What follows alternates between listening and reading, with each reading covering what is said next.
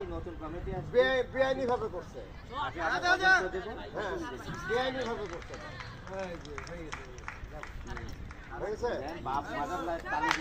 Double century হাত তো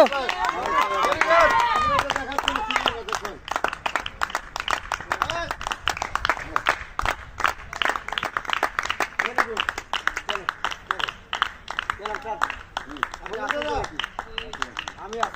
final খেলা দেখতেছি তাহলে আপনি কিন্তু অবশ্যই কার্ডটা দিয়ে আসবেন। আচ্ছা ঠিক আছে আপনি টাইটেন এই বন্ধু তো আছে বুঝছেন খেলা দিতে আসবেন ওরা আসবে ইমরুল আছে হ্যাঁ ইমরুল আছে ইমরুল তো কেন তোমাদের সাথে আসে না তোমাদের বয় গেছে